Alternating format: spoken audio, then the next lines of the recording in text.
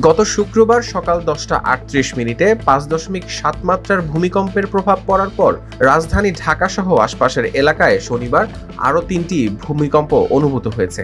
মাত্র 32 ঘন্টার ব্যবধানে এই 4টি কম্পনকে ভূতাত্ত্বিক বিশেষজ্ঞরা আফটার শক হিসেবে দেখছেন, যা বড় ধরনের ভূমিকম্পের পূর্বাভাস দিতে পারে। চট্টগ্রামেও অনুভূত হয়েছে কম্পনের তীব্রতা।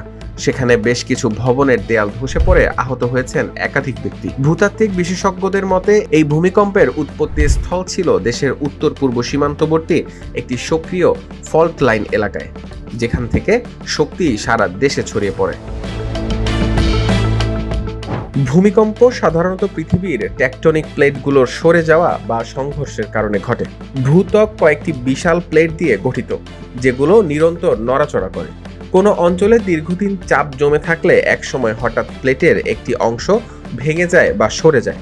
তখন সৃষ্ট শক্তি তরঙ্গ আকারে ভূপৃষ্ঠে পৌঁছায়, আর সেই কম্পনই আমরা অনুভব করি ভূমিকম্প হিসেবে। ভূত্বকের ভাঙন বা স্লিপ হওয়ার বিন্দুকে বলা হয় ফোকাস, এবং এর ঠিক উপরে ভূপৃষ্ঠের বিন্দু হলো এপিসেন্টার, যেখানে কম্পনের তীব্রতা সবচেয়ে বেশি থাকে। এই ধরনের কম্পনে ভবন বেঁকে যাওয়া বা ধসে পড়ার পেছনে সবচেয়ে বড় কারণ দুর্বল নির্মাণ। বিশেষজ্ঞরা মনে করেন অনেক ভবনে নকশা অনুযায়ী রড সিমেন্ট ব্যবহার করা হয়নি, ভিত্তি রাখা হয়েছে দুর্বল, এবং ভূমিকম্প সহনীয় ডিজাইন অনুসরণ করা হয়নি। নরম মাটিতে নির্মিত ভবনগুলো লিকুইফ্যাকশন নামের একটি প্রক্রিয়া ঘটতে পারে। কম্পনের সময় মাটি শক্তি হারিয়ে তরলের মতো হয়ে যায়, ফলে ভবন হেলে পড়তে পারে বা ভিত্তি বসে যেতে পারে। বাংলাদেশ ঘন বসতিপূর্ণ শহরগুলোতে এলোমেলো ও অনিয়ন্ত্রিত নির্মাণের কারণে বাড়তি ঝুঁকি আরও প্রকট হয়ে ওঠে। সাম্প্রতিক ভূমিকম্পকে বাংলাদেশ ঝুঁকির স্পষ্ট সংকেত হিসেবে দেখছেন বিশেষজ্ঞরা। তারা বলছেন ভবন নির্মাণে অনিয়ম, নরম মাটি এবং প্রস্তুতির ঘাটতি বড় বিপর্যয় ডেকে আনতে পারে।